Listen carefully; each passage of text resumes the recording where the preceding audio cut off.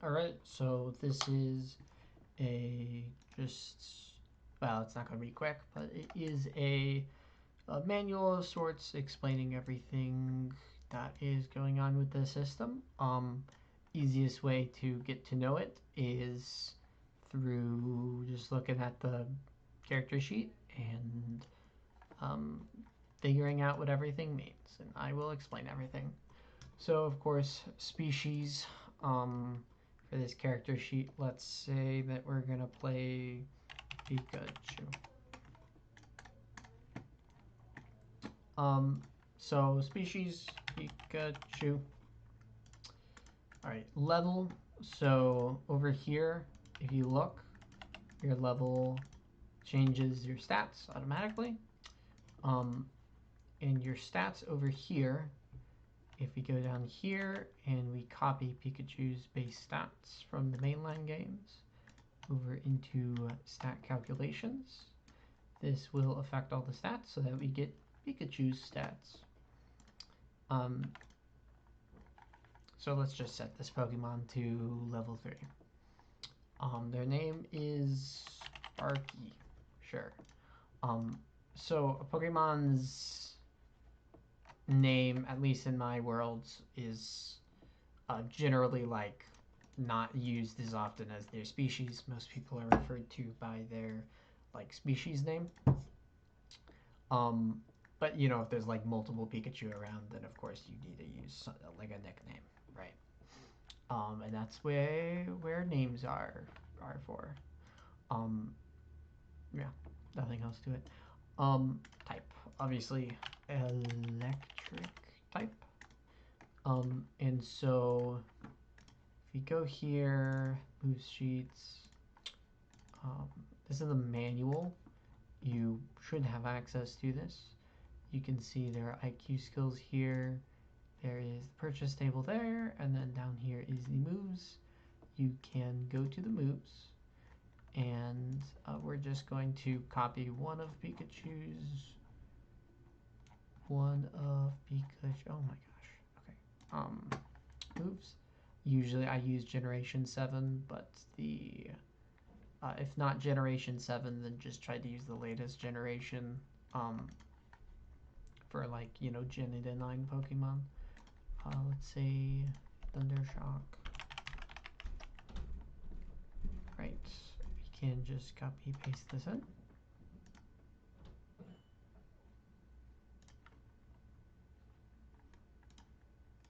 Boop. Ta-da!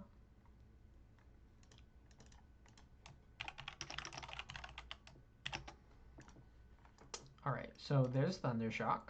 And then we can, down here is just a little cheat sheet so that you can look at all of your moves without needing to swap tabs down here. So type. I will discuss like type advantages later, but if you use an electric type move, instead of dealing extra damage like you would in the Pokemon games, you instead need to spend less power points, which I will get into, but it's one less power point. So if you use Thundershock normally, right, if you have 19 power points, you go down to 17. If you're electric type though, it only costs 1, so it's 18.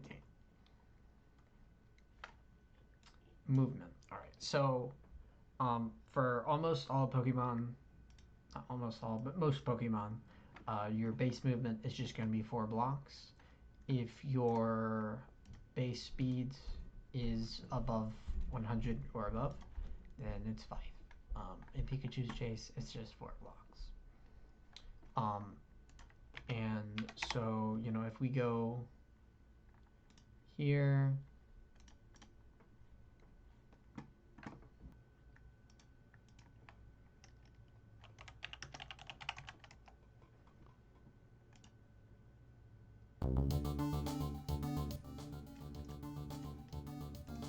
all right, so let's say we go over here, right, and we're starting out in a dungeon, right, having 4 blocks of movement, this should be pretty obvious. You know, you have 4 blocks of movement, which means let's say combat starts, I could, I don't know, run away start here, 1, 2, 3, 4, run away down here.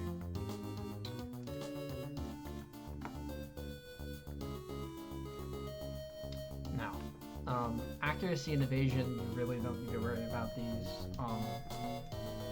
They basically, accuracy is what bonus you have to hit, and then evasion is, it should technically be DC 1, which means that they will always hit you.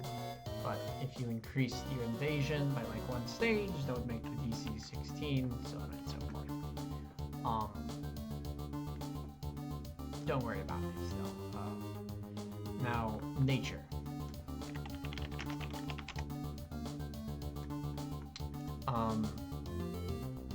Sure, I guess this works. Nature. There is no decreased stat, so you can just ignore all of that. What you care about here is increased stat. I always tell people just choose a nature based on what your character is going to look like. So, you know, if your character is gentle, then choose gentle nature, instead of just choosing based on the stats that gives you. Because it's a very small bonus, and I think it's, you know, good to have a little thing to role play with. Let's say this is a naive Pikachu, so it gets plus speed.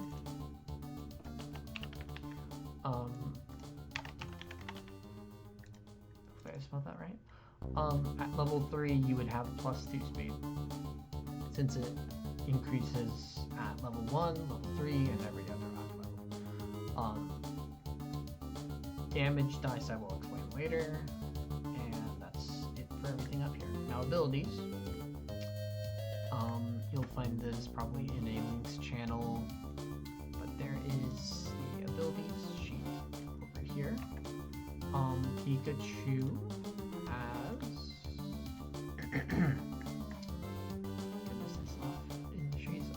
static and lightning rod. So static, static. You just copy paste these in. It's usually just easier to do this. Okay.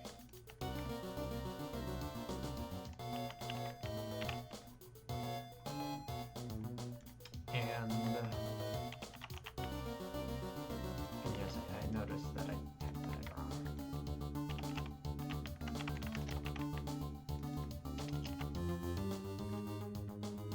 Cool. And then we can just like get rid of this.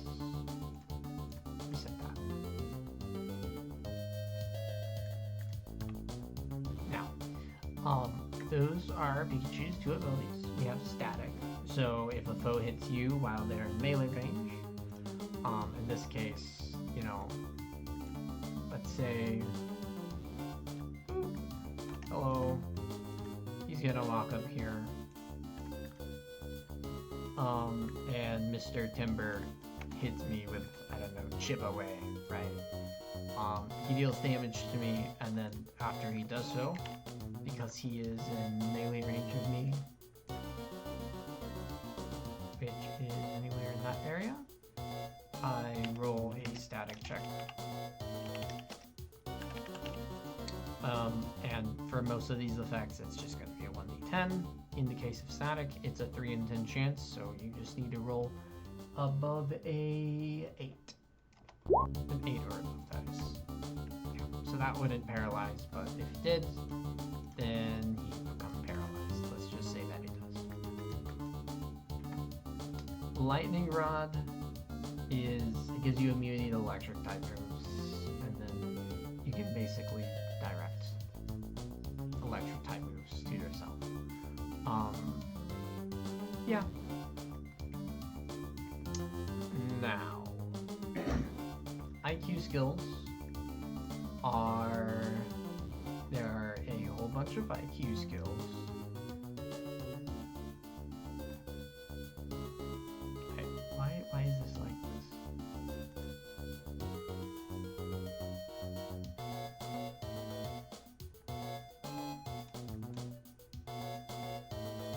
I don't know how to unfreeze that, but I guess it's stuck there.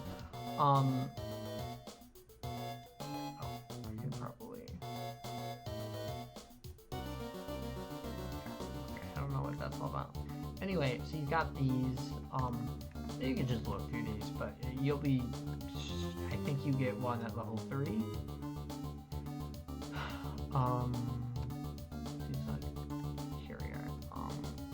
They are listed here. It's got a link to 3, 7, 13, and 19 is when you get new IT skills.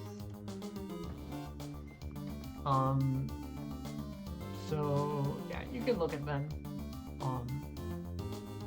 They are there. They're basically feats from D&D, if you're familiar with that. Now, okay, maybe it was a poor decision to have that even remotely high.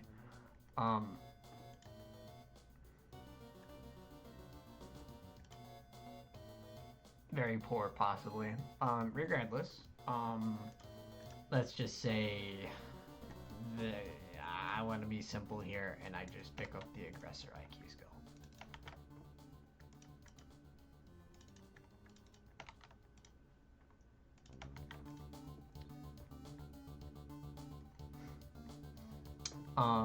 So that's all of this dealt with. Now we've got items. This is your held item slot. Held items give you bonuses if they're like specifically held items. And it also serves as a inventory slot, and then the rest of these are also inventory slots. You have more or less inventory slots depending on how large your Pokemon is. You get 2 extra ones for each size class higher than tiny you are. So if you were tiny, this is what your bag would look like. Yeah. And I believe that is linked like here. Yeah. If you're starting with like 15 gold, then you could maybe buy like a tiny reviver seed, a orange berry, and I don't know, like a lumberry, and then a snack. Those are basically like rations. Yeah.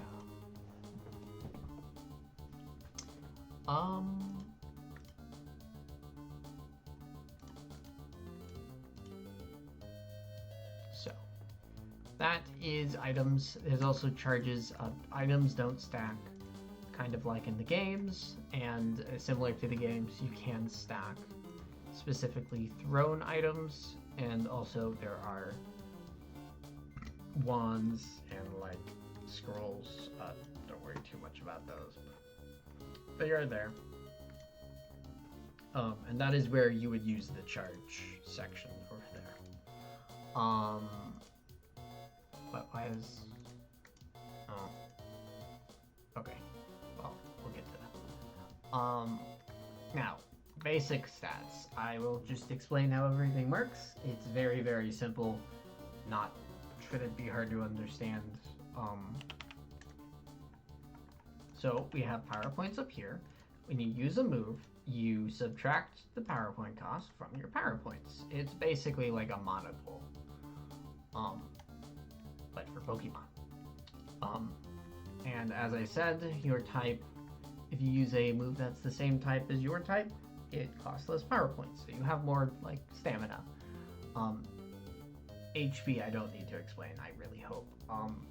When you take a short rest, you can take a short rest once per day, and that will heal half of your HP and your power points. A long rest, of course, heals all of them. That is, yep, that's it. Attack. When you use a physical move, let's say you have quick attack here, you add your attack to the damage. Defense. When you are hit with a physical move, you subtract your defense from the damage you take.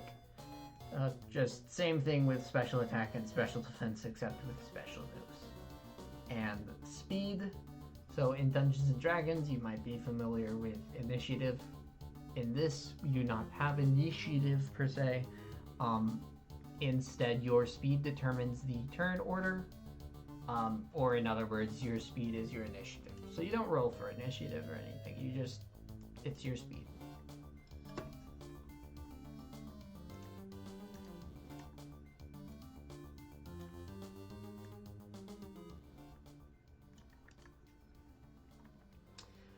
Up here you can see like temporary boosts. You won't really need to put any boosts in the HP or anything. That's still not working, okay. But if you're, let's say someone hits you with an electric type move and lightning rod activates, increasing your special attack by 1 stage. 1 stage increases your stat by 2 times your level, and then so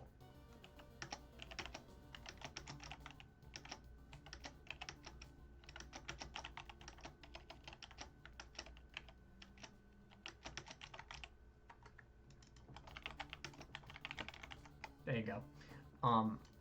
So that's basically how that works. That's the level of stages. First stage is 2 times level, second stage is 3 times, and then third stage is 4 times level. So if someone hit you with an electric type move, Pikachu would get 6. You can just type that down, and it'll automatically become 12. The nice part about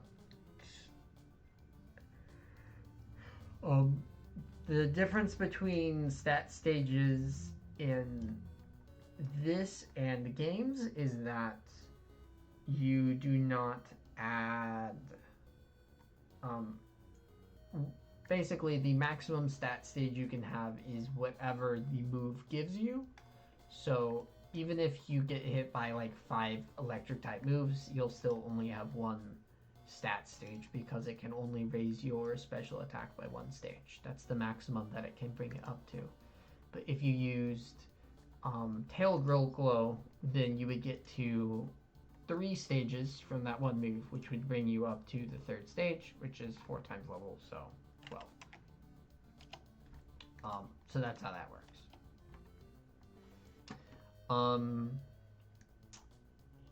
Yeah. Should be pretty simple. Now moves. When I will just show you. So as I said, you want to choose Generation 7 moves set because those are usually the most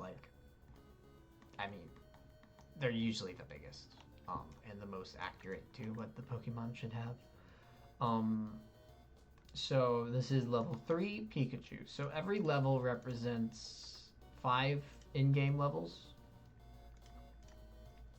I may determine that level 3 is the equivalent of level 1 since basically in this world level 1 and 2 is like adolescent stage of Pokemon where most people settle around level 3. So typically you'll start your adventure at level 3 or you'll have like very small adventures and then quickly go up to 3. Yeah.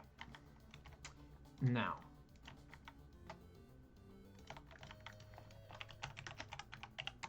let's just quickly copy all these in.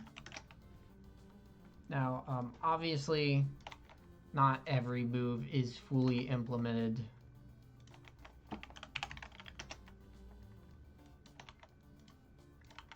But we shall do our best with what we've got. I would presumably be, updating your moves because some of them don't have out of combat effects or don't have their PowerPoint cost listed.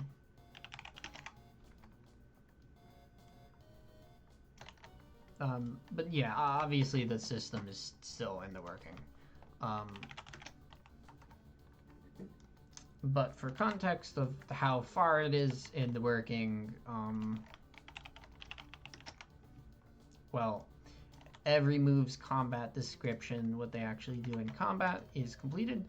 though clearly not their out-of-combat effects, as every move will be giving some sort of out-of-combat effect to give context to what they represent in the world around you. This is what the move sheets look like. So anyway, yeah, most of the moves are finished.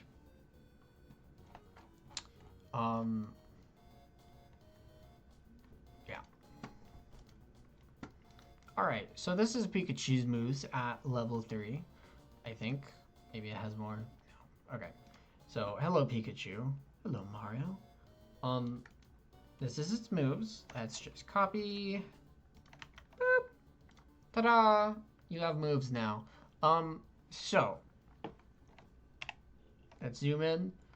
Damage dice and type are going to matter here. So of course you've got your moves. You learn them at your level times 3, times 5. So level 3 is level 15. So you learn the moves below level 15, or at level 15. You get the idea. That is what these are about. Then we've got the PowerPoint costs, which I think I've explained how PowerPoints work, so I don't need to explain that further.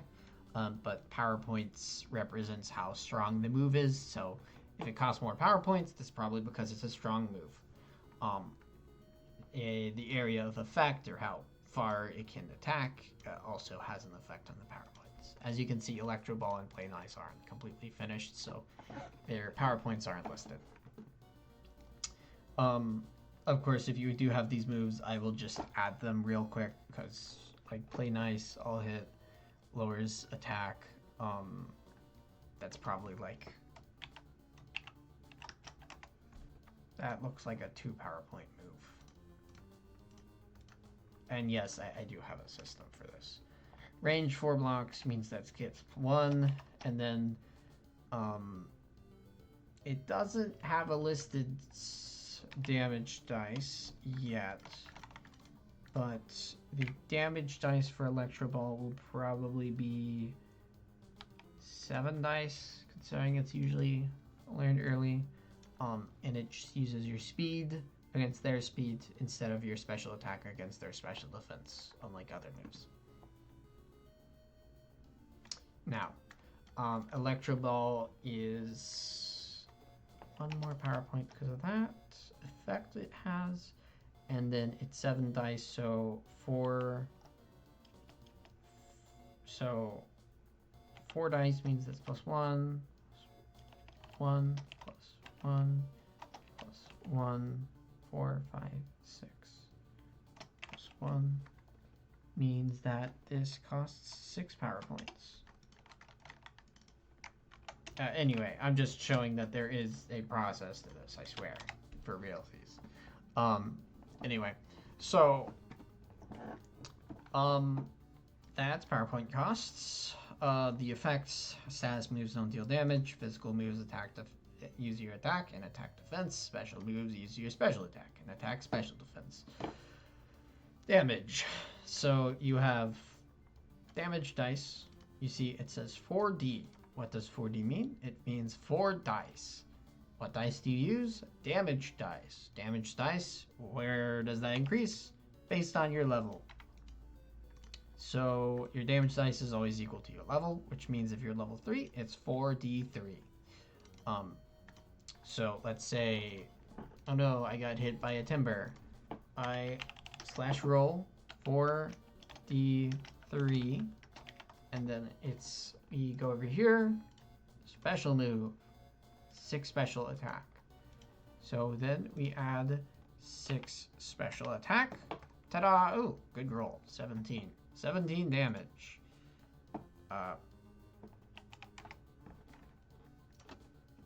Boom. Owie.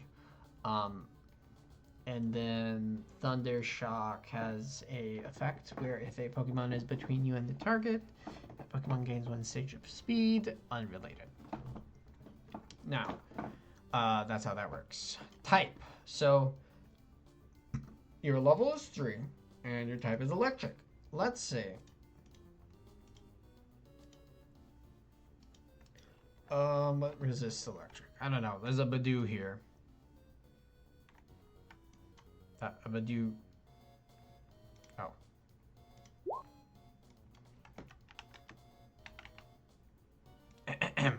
Hello, Badoo. Thick Badoo. Okay.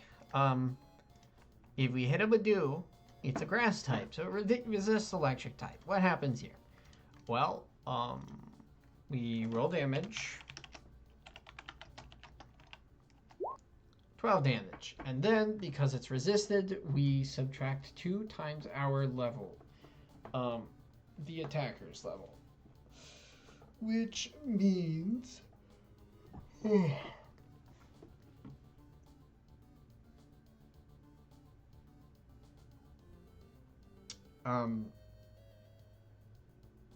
sorry. Which means that you did 6 damage. That 12 becomes a 6. And that is how type works. If instead you attack the water type, then the 12 would become an 18.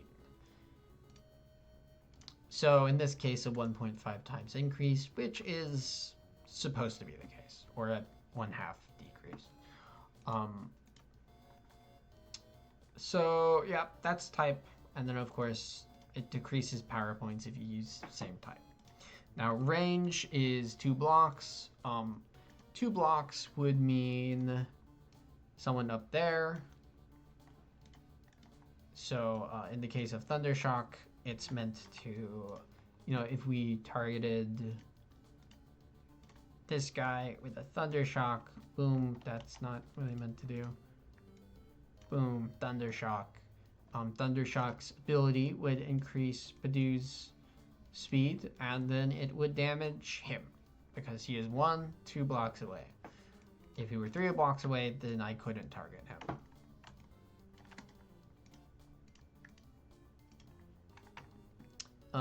Electro Ball is 4 blocks, and of course, something worth noting regarding movement: you can only move horizontally upwards. So that is how that would work. You can target diagonally, but you cannot move diagonally. So Electro Ball could be 1, 2, 3, 4 blocks away, anywhere in that range. And then of course there's the targeting, which is it's either ranged, it's an area effect, which hits multiple Pokemon, or it's melee. Yeah. And obviously I can't explain every single mechanic, but something worth noting, effects like stat stages, any temporary effect lasts until the end of combat. So if my humble Pikachu friend over here, bam, bam, defeated all of my enemies, then combat would end. And if I had a motor drive increase, this isn't motor drive, pretend it is, then I would, wow, look at that, it's gone. Basically, unless it states how long the effect lasts, it just lasts until the end of combat, kind of like in Pokemon. Once the battle is ended, stat stages go away. You can also remove them by taking the swap out action, which works the same as like swapping out a Pokemon in the mainline games, where it resets things. Yeah, and when you take the swap out action, it's kind of its own thing, but you can, swap things out. And there's 2 other things that it does other than reset statuses like confusion on you. It resets those stages, and then it also allows you to pass damage off onto allies, kind of like a pass scarf, or as if they were bodyguarding you. And then it also allows you to swap a move out for a move that you don't have prepared, as you can only have 6 moves prepared at a time. So if I have like Thunder prepared, I could swap that out with, I don't know, Thunder Shock. Wow. worth noting is that you can't use moves that have a power point cost above your level, which means Pikachu wouldn't even be able to use Electro Ball. That may or may not be changed in the future. Yeah. Accuracy, as I said, you are assumed to always hit unless something causes you to not hit. Which is why all of these have blink accuracy. You can just assume that means 100% accurate. All hit means that bypasses accuracy, so it always hits. Critical hits exist as well, but you can only critical hit if you roll a 1d20 and roll a 20, which means that you need lowered accuracy to have the chance to critically hit. The other time when you roll to critically hit is if you have increased critical chance, because otherwise we'd be rolling a 1d20 every single time we want to use an attack, which would really slow down the game because it's like a 1 in 20 chance for something to happen, and critical hits just increase your damage dice by doubled. Yeah. Priority is a bit confusing, but it basically lets you accelerate your next turn up to now. And you can use it between turns. So if someone's turn ends, you can say, I use a priority move, bam, hit them. It's also good, like if an enemy has 1 hit left before they go down, you can quick attack them before they make an attack, bam, finish them off. So it's good. And, oh, yes. So, stat calculations. Over here, so each level you get 2 EVs. Let's say on Pikachu, I want to put 3 as attacks, 3 in special attack. All you need to do is type them down here. My nature is naive, which I definitely misspelled that. Okay, well, anyway. I get +2 speed, so I just put that down here, not there. Ta-da, I have more speed. Now, aggressor, you can just ask me if you need to add more, but that just increases these by that. Ta-da! So you can only put as many EVs in a stat as is equal to half of your EVs rounded up. So if that matters because there are latent EVs, which you can have up to 20 of these. And you get them through training or in the purchase table. If you go to berries, you will see vitamins down here. They grant you a latent EV. So either you can train for them or you can eat a vitamin for them, kind of like in the games where you can get, 1 EV and now you can put it into defense, or you could put it into, special attack, which is where the rounded up thing that I mentioned comes into play. And you can only actually have, why are you like this? Okay. So, yeah. You can, if you had like 6 latent EVs because you're level 3, you can't have more, you can technically have more latent EVs than your level. So, but only like 3 of those EVs will matter. But if you leveled up to level 6, then you could apply all 6 of those EVs into a stat. But we have 0 because we're just starting out.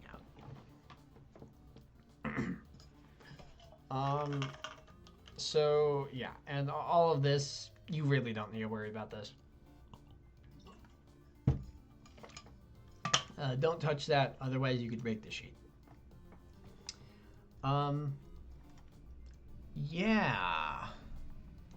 Let me just. I think that's most of the things, but over here, so shards are the currency. They are like 1 shard is equal to a ration. But, you know, gear is fairly cheap. You can get, like, oranberry, which you can eat at...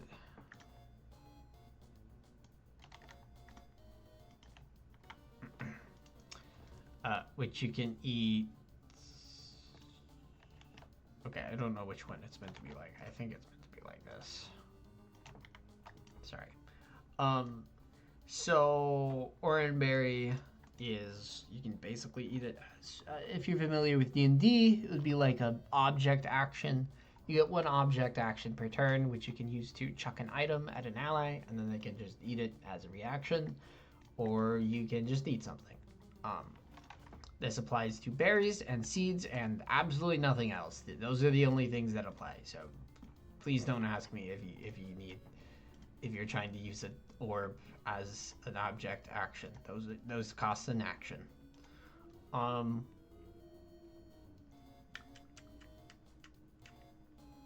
Yeah, this is just like a cheat sheet of some of the basic stuff you might want, and then, well, this is going over the character sheet, but these are things that exist. You can check them out if you want. All moves have out of combat effects. If they don't have one, then that's because I haven't gotten to doing that yet. Over here is, and I really need to add this to the, okay.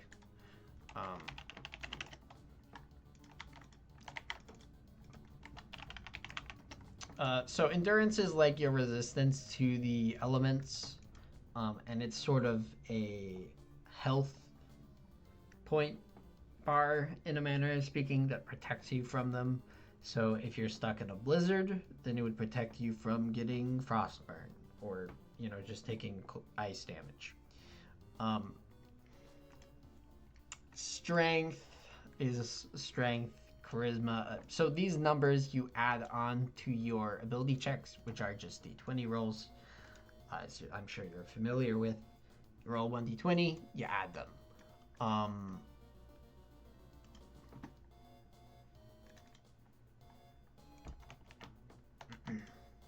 Updated sheet, that one is.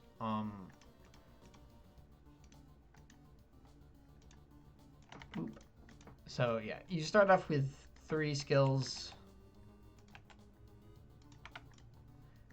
You can just choose 3 of them. They can, I suggest making them about as broad as like D&D skills, and then you can also add in proficiencies that you get from skills. So Prowling, Hail. Yep, that's it. Skills just give you advantage on a skill check. And then you also add something, you know, skill is basically dexterity, it's your skill. Willpower is like wisdom from D&D, although it's a little different. It includes like perception, telling me if people are like lying, that sort of thing, like any sort of mental defenses as well. Charisma, yeah. These are based off of your base stats, not your current stats. So these guys. So that's why Pikachu has a 5 in skill. There's a bit more here. Your size also, I think Pikachu receives a -1 to strength because it's small, but it can move through ally spaces and like occupy another ally space when necessary, which does have downsides, such as if you're hit by a melee attack while occupying an ally space, then you both get hit by it. So take that as you will. Yeah, you know, we can say this Pikachu is good at running. Ta-da. Yeah, and then go over here, 1d20 plus running could probably be skill or strength. We'll say it's skill just to be nice to Pikachu. To Sparky over here. So +5 from skill, and then 2d20 because it's proficient in running. Ta-da! Wow, that's terrible. Okay. Well, it rolled 2 dice, and the highest it got was a 5 +5, and it gets 10. And that is how it works. Yay! That should be everything to discuss here. I can't think of anything I'm missing, so yep, that's the tutorial. That's how you handle this character sheet. Have a good day and good night.